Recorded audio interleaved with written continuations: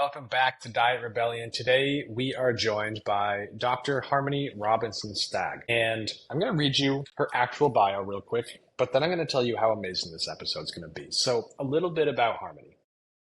She's a leading Ayurveda and women's health practitioner with over 19 years of experience. That shows up very much, her experience I'm talking about inside of today's show. Her experience is inside holistic health and as a doctor of Chinese medicine and acupuncture, as well as being a registered nurse. Harmony blends the wisdom of Ayurveda, acupuncture, and Western health practices to help women achieve optimal health, hormonal balance, and holistic well-being.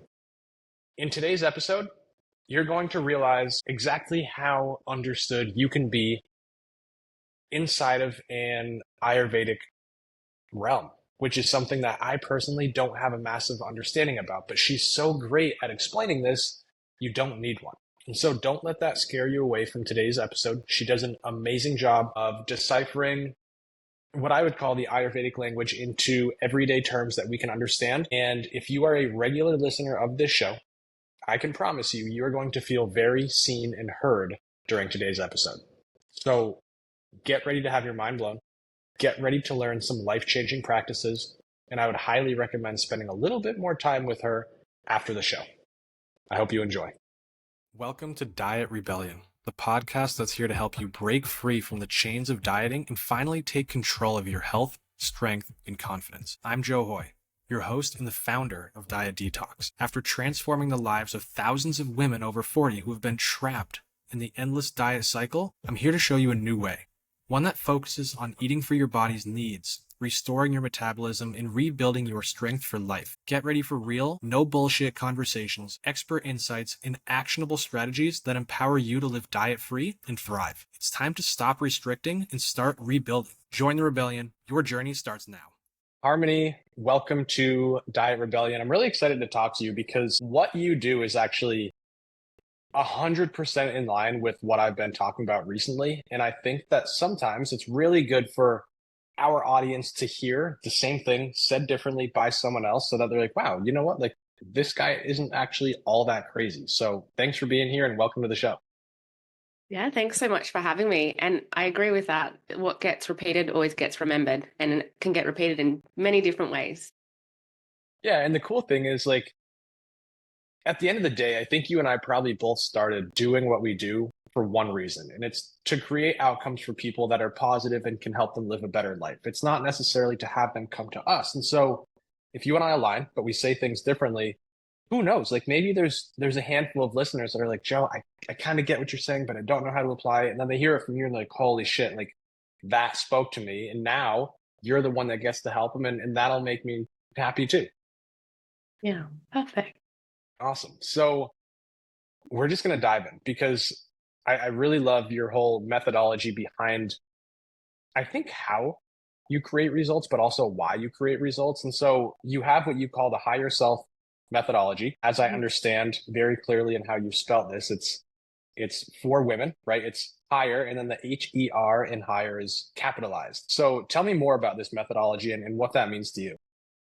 Yeah, absolutely. So the higher self methodology was curated after like many years working with women. So I have been in the health and wellness industry for over like 20 years now. I've worked in gynecology as a registered nurse, emergency departments, and moved on as an Ayurvedic practitioner, working specifically in women's health, women's hormonal health, and also a doctor of Chinese medicine and acupuncture. And what I noticed is the women that were coming to see me, because I do specialize in perimenopause and women's hormonal health, it wasn't just like these physical symptoms are holding me back from life. And if I could just get rid of the physical symptoms, then I would be fine. And from an Ayurvedic perspective, we don't see things just as physical, like as a standalone thing anyhow, because the mind body is so intricately connected. And so what I noticed as there was these three aspects of a woman's being, so to speak, where if they could really start to work on those three aspects, they would be able to step into their higher self. And we all are our higher self, but through modern conditioning and through, lifestyle, we have sort of like dulled her down a little bit. And then the women who were all coming to me, whether it be for gut health, for their hormonal health. That's what they really wanted. They wanted to be able to step into this version of them that was unstoppable, that had the energy, that had beautiful connection in their relationships, that had what we can call cultivate ojas, which is that vitality, or from an Ayurvedic perspective, tejas, which is that inner radiance, and prana, which is that life force energy. It wasn't just to stop the menstrual period cramps and move on with life, you know? And so what I found was these three pillars. And the first one is we have to address our health from an Ayurvedic perspective. And health alchemy, the first pillar, it is all about connecting the physical, mental, emotional, and spiritual and dharmic health of an individual.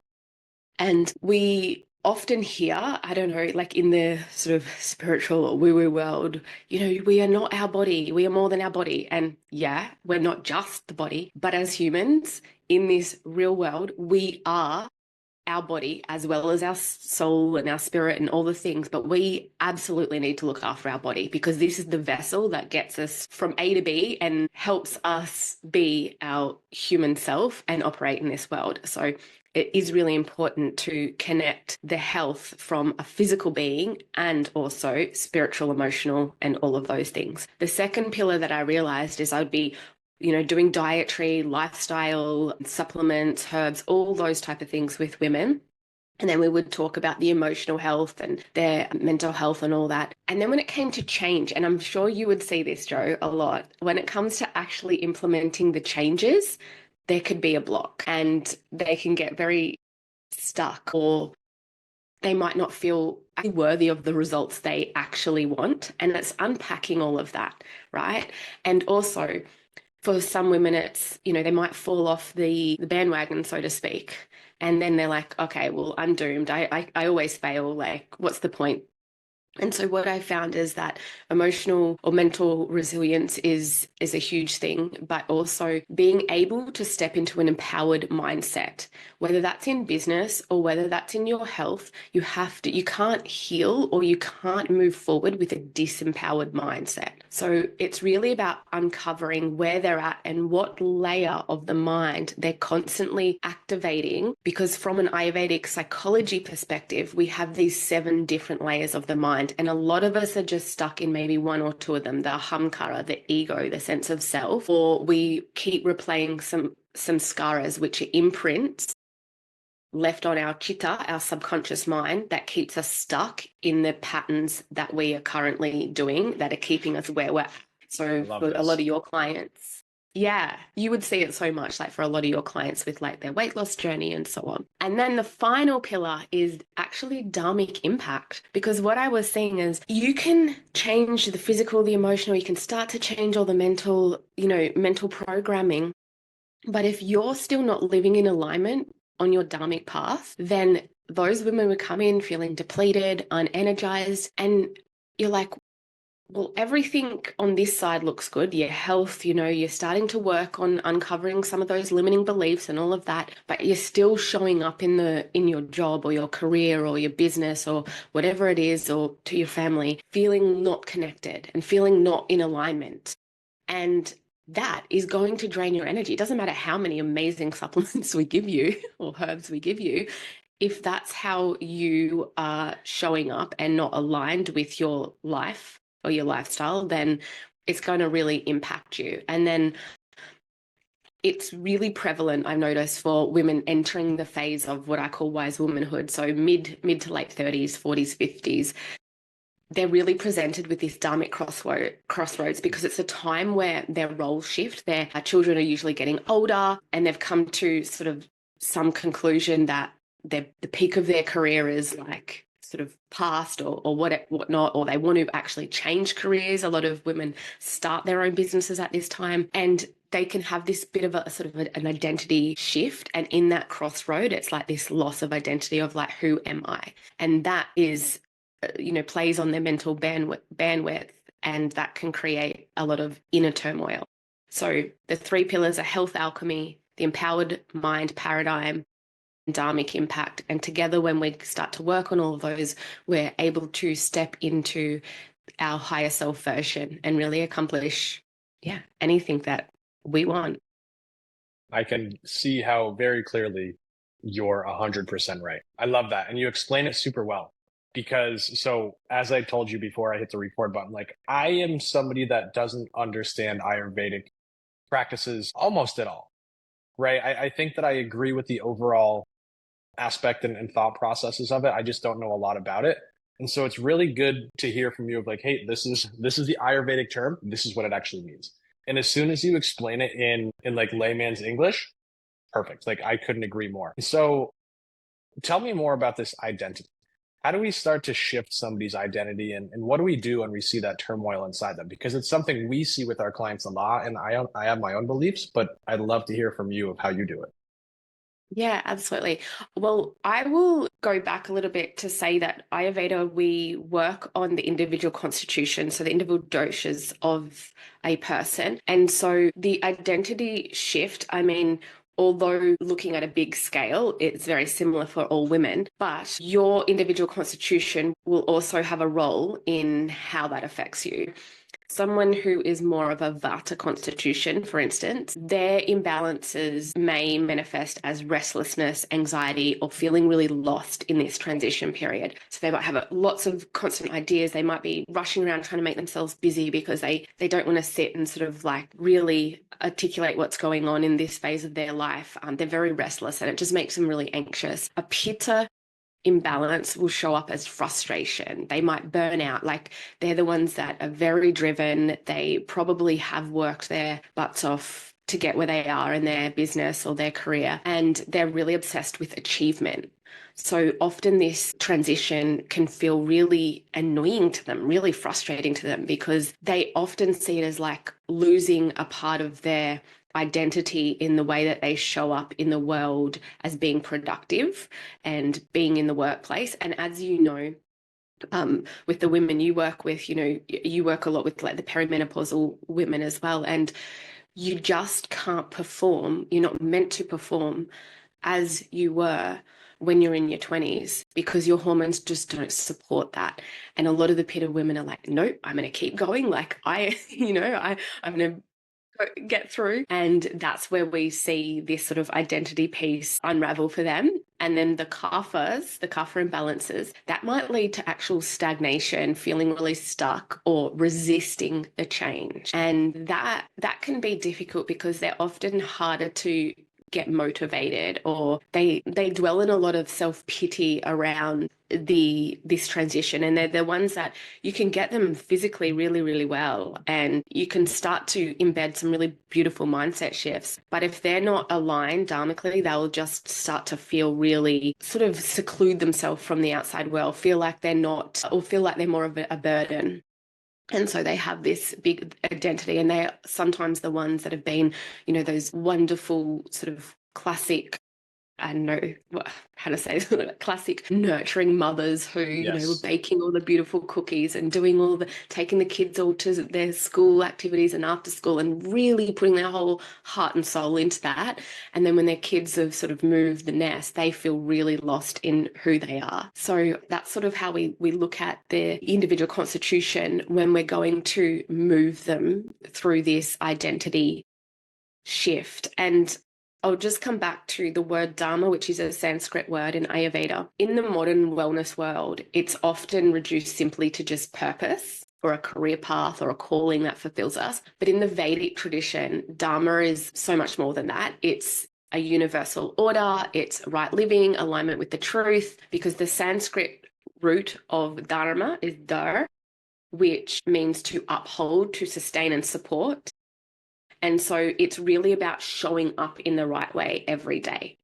And so for the Kapha people, we need to get them, we need to light some fire in them. We need to motivate them. We need to like get them passionate about something. And so they're sort of more of the techniques that we would go down. Whereas the Pitta, with the Pittas who are very sort of driven and just very focused with how they think everything should look, we need to get them having more fun. Like a lot of the time I'm like, go cool yourself down, because they're the fire element, right? So I'm like, I live on the Gold Coast, so we're surrounded by beach, and we're like, go do some surfing lessons, or like get out in the water, go for a swim, like do something fun, shake it up a little bit. Yeah. And then for the Vatas, they often have this beautiful creative outlet that they have been too sort of scattered or busy in their lives to really pour into. So it's like, maybe you're actually got this inner artist in you. Maybe you should be sort of doing some drawings and write your book. So let some creative outlet out. But I will wrap this up because it's a long-winded answer.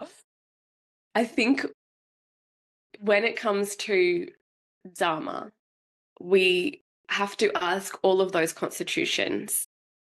Are you acting with integrity in your daily interactions? Because that is Dharma. Are your choices aligned with your deepest values? And this one, often they'll be like, yeah, and say, yes, I love my family, this and that. And then you're like, but are you putting, especially the Kaphas, like, are you putting up those boundaries? Are your choices really aligned with your deepest values? And it is really taking a lot of personal responsibility. And are you living in a way that uplifts yourself and others? Because that's being on your dharmic path. So if you're running around after your grown children or young children and serving them, or you're pouring your heart and soul in your business to serve your people, but you aren't being lifted up in that process, then you are not on your dharmic path. You are depleting your energy. You are depleting your mental, emotional resilience. You're depleting your physical health. Hey, it's your host, Joe Hoy, and we're going to get back to the podcast in just 1 second. But really quickly, I wanted to tell you about a new challenge that I just launched all around fat loss, doing it sustainably, and most importantly, teaching you to keep the weight off for the rest of your life simply. Now, in this challenge, there's no calorie counting. There's no food locking. I am personally going to build you your food and fitness programs as you sign up for the program, so that as you enter inside of the 4-week coaching program with me, you have zero guesswork in terms of, are you doing the right things for food and fitness? And are you going to lose weight when you jump on the scale at the end of the week? All of those questions have been answered for you. I guarantee your progress. And the reason I did that is because we needed to simplify the food and fitness aspect so that you can now start focusing on the more important thing, the thing that's going to keep weight loss off forever. You, the person you are, your identity, your thoughts, behaviors, and actions that you make every single day that are either going to make or break your success long term. So if you're interested in that, go to the show notes, click on the very first link called reshape.hoyfit.com, and I'll see you in the next challenge. Now let's get back to the show. This is great. I think it's very clear that a lot of people are going to resonate with this. And I don't know if you've purposely hit on the Kaphas more, if that's just my perception because it's what I'm focusing on, or if this is just sheer luck. But in my business and the people I talk to the most in my community, I see a lot of Kaphas. And I was going to say that in the beginning, it kind of seemed unclear. It's like, I think I understand what she's saying, but I'm not sure. But as soon as you said those super nurturing moms, the wicked big caretakers, I was like, yep, like that's my girls right there. And so I want you to speak to that because number one, you and I hit the nail on the head. Finding passion for these ladies is everything. Like if we can find a passion, we light them up. If we light them up, we change everything. But can we dive deeper in what you do for the Kaphas? Because I think we're going to have a ton of impact on this show if we can do that. Yeah, absolutely. And it's so interesting that you said that because I actually deal more with pittas and vata most of the time. Do you think it's because of who we are as a person that we attract different people? Yeah, it might also be, I mean, I see people worldwide, but where I live as well is very vata, pitta dominated type of people. And yeah, I feel like it's very, vata pitta. But I mean, I do obviously see the Kaphas too. We actually have all 3 constitutions within us because we're made up of all of the elements, and they just are like we have them in varying proportions within our mind-body complex. That was my next question. We can't escape. Yeah, absolutely. And we have all 3.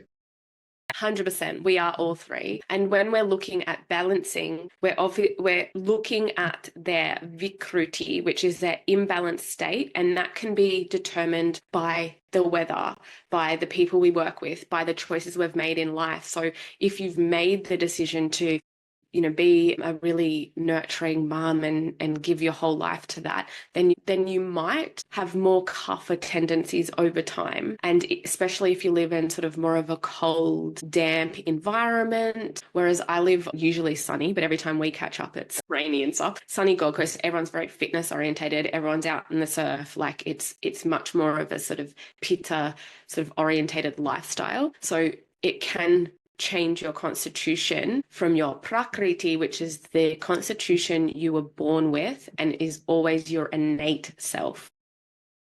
So that's probably getting a little Interesting. bit deeper, but I'll get back to your question now with the kaphas. So I I always ask the kaphas, like, first of all, I actually give them a breathwork technique to get into their body and to like vitalize them and waken them up. And I'd give them the breath of fire. So I'm not sure if you're familiar with that, but that one Oh, really no. generates, no, you're like, no, what does she talk about? It generates this inner fire. Yeah. And kapha, because they are the elements of earth and water, a lot of the time they're stagnant. And so movement is so important for them. So getting them up in the morning, getting them move their body, getting them to like circulate their lymphatic system for that detoxification phase. And the breath work, the heating breath work gets that inner fire going. So we do need to work on the body, because if we're just stagnant and we're just laying in bed and we're unmotivated, I mean, in Ayurveda, the principal rule is like attracts like, and opposites either decrease or balance each other out. So more stagnant activities is going to create more stagnation in these women.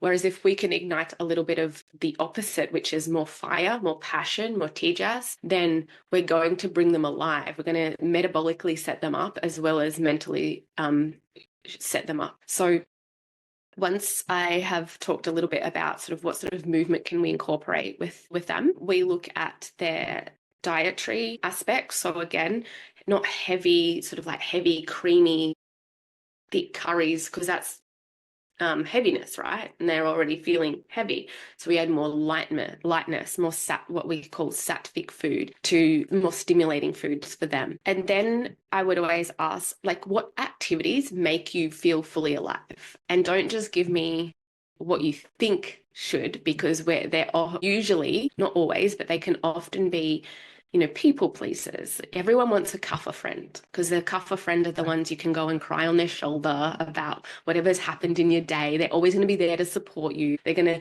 come over with a tub of ice cream to sit with you if you go through a breakup, like all of those beautiful things. They're beautiful people, but sometimes it's at the detriment of their own health and well-being. Yes. So what makes you feel alive? Like, what is it? Think back to, childhood when you were young. So really finding sort of that passion piece and, speaking about it. And for some of them, is cross stitching.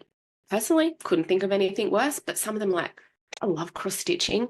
And I'm like, right, I'm not a Kapha person myself. Well, let's go there. Let's do that, And I think your role, Joe, as well, is like you're an inspirer and a motivator for these people. So the Kaphas really need you in their life. They need that spark. And sometimes initially, when they're trying to find it themselves, they do have to draw on their mentors and their other people. And so you're actually sort of giving them their fire and their motivation and their inspiration and be like, yeah, that's amazing. You go do that. And then I always ask, like, what are you naturally good at? Like, what are your skills, your talents, things that others come to you for help?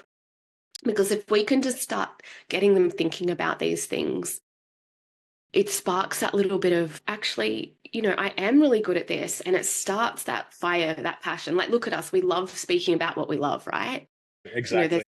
There's that fire, that the energy. And that's what we're looking for with the Kaphas. And we also want to ask them, if you had no fear, like, what would you do in life? Because the stagnation, the element of the earth that is grounding and stagnant, that's what keeps them stuck. And it can often be hidden under this blanket of fear of being seen, fear of actually going out and doing the thing, fear of being seen as selfish, And at the same time, when they're imbalanced, they can actually have really strong attachment to relationships and people, and they can get jealous of that person. So they can have unhealthy attachments when they're in an imbalanced state. So we need to be constantly directing them about like their inner fire and what lights them up. And what would you do for yourself without that fear holding you back? And what This kind is of so good. energy? Yeah, and I think one of the other sort of the final things is like, what kind of energy do you want to bring to the world? Because if they think about what they're like, if energetically, if they are stuck, if they're going through inertia, they're like, okay, well, this is where I'm at. And, as a coach, as their practitioner, you can help them see that. What is the energy that they want to bring to the world? And that's where, when they can articulate that, we're like, well, what does that look like for you? And how can we embody that? And often that's where you have to go back to that empowered mind paradigm and shift their mental perspective and do the physical, like do the physical aspects and the diet, the lifestyle, the training that you offer, all of that, because it all has to come together. I agree. So that Yeah, is, we need all of it. We can't just have yeah. one piece of this. Okay, so going more because the more you explain these kaphas, like worried about being selfish, all these things, you're hitting the nail on the head for 90% of the people that I spend my time with. So now let's say they go through your higher self methodology. What does life look like now? Inside of them, both physically and then mentally, and then what does life look like outside of them but around them? Like how are we transforming from this? This is a really good question. Love that. So with the kaphas, they often haven't put in great boundaries in life for themselves, which is why they don't show up for themselves and around others. So others are always stepping over their boundaries, probably because they've let it happen and they haven't articulated that. So when they go through the methodology and they step into their higher self, they are an embodiment. I like to, with women, we use the Vedic goddesses as sort of these archetypes. So they are the embodiment of Lakshmi and Saraswati, all these Vedic goddesses. We don't need to go into each one, but they are strong, beautiful, and nurturing, but with boundaries. So they have a really respectful relationship with themselves and with others. So they don't feel pulled down all the time by people expecting so much of them, overstepping their boundaries. Therefore, they have more energy for themselves. Because when you don't put those boundaries in place, it's an energy suck or an energy leak. And so that is one of the reasons that they feel so drained and down, because they're constantly giving more of their energy to other people. And it's that not being able to speak up about what they actually want and their boundaries. So once they do that, they are lighter in their mental load. They feel more respected and they can have these really beautiful, deep connected relationships, but with this respect and boundaries, which makes them feel really goddess-like really powerful, really beautiful. And so they can show up in a completely different way. So that's one aspect from the inner and even their outer self. And actually from an Ayurvedic perspective, the kaphas, when they're balanced, they are the most physically healthy and well people. Because kapha exudes ojas, which is inner vitality, strength. They are more of the endurance athletes. Like they can, when they're balanced, they can keep going and going. They've got great endurance and great structure. They're strong physically as well. It's just when they get out of balance that, they put on the weight, they can retain a lot of fluid, those type of things. So when they're balanced physically, they're strong, they're sturdy, they have endurance, they, are very, very well, have a great immune system. So that's sort of like the physical aspect. And when they have built their mental resilience and work through their mindset shifts, they can be very committed to a long-term goal. So if they have a business, for instance, they will be very committed to making that work. And because of their beautiful nature, they will draw in the right people and they will create a really beautiful community in their business. So they will feel very fulfilled in their community, in their business, in their relationships, in their body, and in their mind. I can see that.